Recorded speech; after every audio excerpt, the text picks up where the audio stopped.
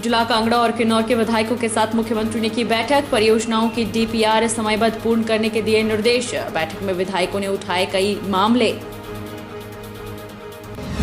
बुराश का फूल कोरोना रोकने में सक्षम, आईआईटी मंडी के शोधकर्ताओं ने किया दावा। हिमालयी पौधा बुरास के अर्क से कोरोना वायरस भागेगा दूर। बुरास में फाइटोकेमिकल्स की खोज। सड़क सुविधा न होना लोगों के लिए बना अभिशाप। चंबा के कलेहल और भावला पंचायत के लोगों को कई किलोमीटर पैदल करना पड़ रहा सफर। मरीजों को पीठ पर उठाकर पालकी के सहारे पहुंचा रहे सड़क तक। और नालागढ़ पुलिस ने ट्रक चोर गिरोह का किया पर्दाफाश। चोरी हुए ट्रक के मामले में 5 लोगों को लुधियाना से किया गिरफ्तार। आरोपियों से पूछताछ में और भी खुलासे होने की उम्मीद। नमस्कार, आप देख रहे हैं आज 24x7। मैं हूं जनीशा।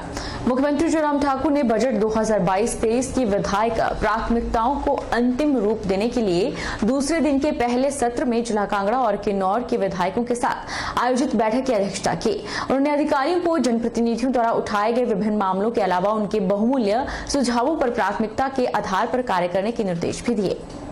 मुख्यमंत्री ने बजट 2022-23 की विधायक प्राथमिकताओं को अंतिम रूप देने के लिए दूसरे दिन के पहले सत्र में जिला कांगड़ा और किन्नौर के विधायकों के साथ बैठक की।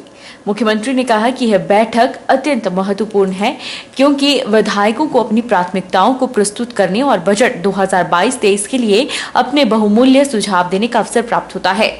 उन्होंने कहा कि वर्तमान राज्य सरकार ने पिछले 4 वर्षों के दौरान यह सुनिश्चित किया है कि राज्य के हर क्षेत्र और समाज के हर वर्ग को प्रदेश सरकार द्वारा शुरू की गई कल्याणकारी और विकासात्मक योजनाओं का लाभ मिले। महामारी के बावजूद राज्य सरकार ने प्रदेश में स्वास्थ्य अधोसंरचना को सुदृढ़ करने पर विशेष ध्यान दिया है। उन्होंने कहा कि राज्य सरकार विधायकों की प्राथमिकताओं पर विशेष ध्यान दे रही है। पिछली सरकार के 5 वर्षों के कार्यकाल में विधायकों की प्राथमिकता वाली योजनाओं के क्रियान्वयन के कुल 2363.80 करोड़ रुपए का प्रावधान किया गया था, जबकि वर्तमान सरकार द्वारा पहले 4 वर्षों के लिए 3183.37 करोड़ रुपए का प्रावधान किया गया है। से पहले अपने सुझाव, ताकि उन सुझावों का हम बजट में भी समावेश करने के लिए कदम उठा सके, उस दृष्टि से भी ये बैठक बहुत महत्वपूर्ण है। कोविड की सारी सिचुएशन में हिमाचल प्रदेश की जनता का भी सहयोग रहा और जनता के साथ साथ जनप्रतिनिधियों के नाते सभी विधायकों का भी बहुत बड़ा सहयोग रहा है कि हिमाचल प्रदेश में हमारी सरकार ने एक बात को सुनिश्चित किया है कि हर क्षेत्र में विकास, हर वर्ग का विकास, प्रदेश का समग्र विकास, ये हमारी प्राथमिकता रही है और इस प्राथमिकता के साथ हम आगे बढ़े। क्योंकि चुनाव हुआ प्रतिनिधि 5 वर्ष के लिए आता है और 4 वर्ष का कार्यकाल पूरा हो गया है, तो स्वाभाविक रूप से मैं आपके आगे के इसके लिए भी शुभकामनाएं देता हूं और शुभकामनाओं के साथ साथ में ये भी मैं कहूंगा कि इस कोविड की सारी सिचुएशन में हम सब लोग मिलकर के काम करें, ये प्रदेश उस संकट से भी बाहर निकले और उसके साथ साथ में हर क्षेत्र में विकास को गति देने में सफल हो, कामयाब हो। उस दृष्टि से अपना भरपूर सहयोग जैसे आपका मिलता रहा है, उस सहयोग को आप कायम रखेंगे। आज के समय में ठोस कचरा सभी के लिए आफत बना हुआ है और किसी के पास भी इसके समाधान का कोई विकल्प नहीं। इसी समस्या का विकल्प स्कूल में पढ़ने वाले छोटे छोटे बच्चों ने गुरु के आशीर्वाद के साथ निकाला है, जिससे जहां पूरे गांव का कचरा भी खत्म होगा और आधुनिक मल्टीपर्पज ईंटें भी बनाई जाएंगी, जो वजन में बहुत हल्की, देखने में आकर्षक और काफी मजबूत हैं। बिलासपुर जिला के शिक्षा खंड स्वारघाट की राजकीय प्राथमिक पाठशाला दगड़ाहन के छात्रों ने कमाल कर दिखाया है। इस पाठशाला के नन्हे मुन्ने बच्चों ने ऐसा करिश्मा कर दिखाया जिसके बारे में किसी ने सोचा तक नहीं था। पाठशाला के बच्चों ने आज के समय की प्रमुख समस्या ठोस कचरे का समाधान करके दिखाया, जिसकी हर तरफ तारीफ हो रही है। इन बच्चों ने कुरकुरे, चिप्स के खाली पैकेट, प्लास्टिक की खाली बोतलों, बॉल पेन के कचरे से प्लास्टिक की ईंटें बनाई जो कि काफी मजबूत है और यह मल्टीपर्पज है। वहीं इस बारे में जानकारी देते हुए जिला परियोजना अधिकारी एवं डाइट के प्रधानाचार्य राकेश पाठक ने बताया कि स्वच्छ भारत मिशन के अंतर्गत राजकीय प्राथमिक पाठशाला दगड़ाहन स्कूल प्रबंधन समिति और पंचायत प्रतिनिधियों के सहयोग से वर्ष 2017 और 18 से लगातार गांव और पंचायत को कचरा मुक्त बनाने के लिए प्रयास किया जा रहा है। इसके अंतर्गत वह हर वार्ड में जाकर कचरा इकट्ठा करते हैं। इस तरह कचरे को इकट्ठा किया गया और उसके समुचित निपटान का कोई हल नहीं निकला, जिसकी वजह से जगह जगह प्लास्टिक के कचरे की बोरियों के ढेर लग गए। राकेश पाठक ने बताया कि 15 अगस्त 2021 को बिलासपुर उपायुक्त ने डाइट जुखाला को दिशा निर्देश दिए कि पायलट बेस पर जिला की 10 पाठशालाओं में ठोस कचरा प्रबंधन चलाया जाए, जिसके लिए दगड़ाहन स्कूल का चयन किया गया। इस प्रोजेक्ट पर कार्य करते हुए पाठशाला के बच्चों ने अध्यापकों के दिशा निर्देश से कई प्रकार के क्रियाकलाप किए। इस दौरान उन्होंने प्लास्टिक की ईंटें बनाने में सफलता हासिल की। बच्चों ने यह ईंटें कुरकुरे, चिप्स, टॉफी, पॉलीथीन के पुराने लिफाफे, पानी की खाली बोतलें, बॉल पेन, रिफिल और अन्य प्रकार के प्लास्टिक के सामान से बनाई। स्कूल प्रिंसिपल ने बताया कि स्कूल के बच्चों ने अध्यापकों के सहयोग से लगभग 20 मल्टीपर्पज ईंटों का निर्माण किया है, जिससे पूरे गांव से इकट्ठा किया गया कचरा खत्म हो गया।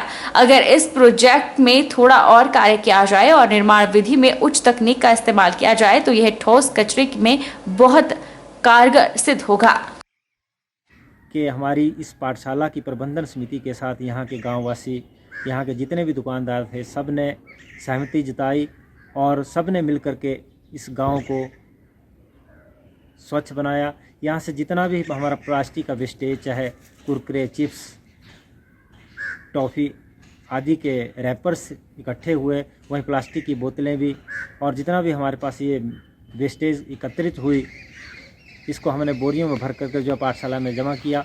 उसके बाद इसके समुचित प्रयोग के लिए कि किस तरह से इसका रिसाइकल किया जा सकता है, उसके लिए भी प्रयोग किए।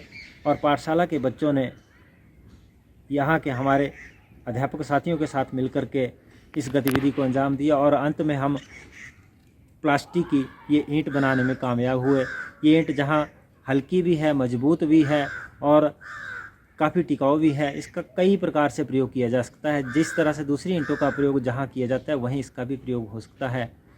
और हम जितना भी हमारे पास ये कचरा, प्लास्टिक का कचरा पूरे गांव से इकट्ठा हुआ था, उससे हम 15 से 20 ईंटें बनाने में कामयाब हो चुके हैं। इस एक ईंट में लगभग 15 से 20 प्लास्टिक की बोतलें, 50 से 60 कुरकुरे, चिप्स आदि के रैपर्स, पेंसिलें, प्लास्टिक के जो रिफिल आदि जो है, इन सब का प्रयोग करके जो है एक ईंट बन सकती है।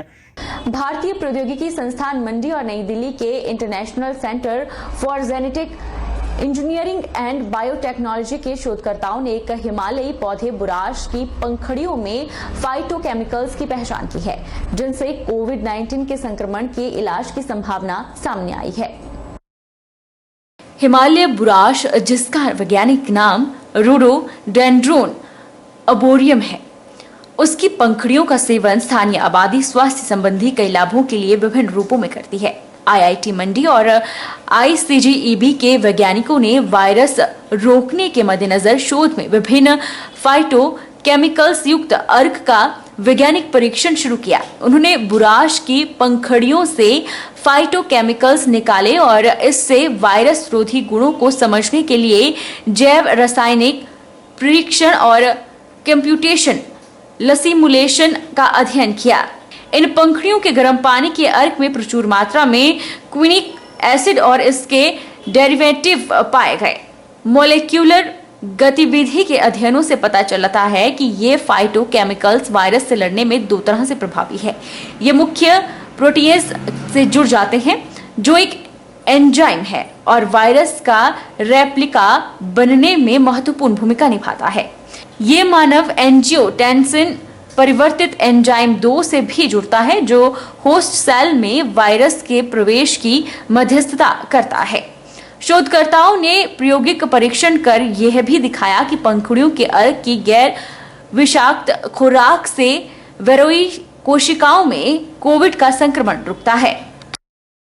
I also lead the medicinal plant lab and Botanical Garden at IIT Mandi. I work mainly in the areas of plant and microbial metabolism, including phytochemistry. We are carrying an exciting project on profiling of phytochemicals from Himalayan biodiversity for therapeutic and nutritional applications. Our hunt for natural molecules from 20 plus plant sources led us to the phytochemical rich petals of Rhododendron arboreum as a potential candidate against COVID-19 targets.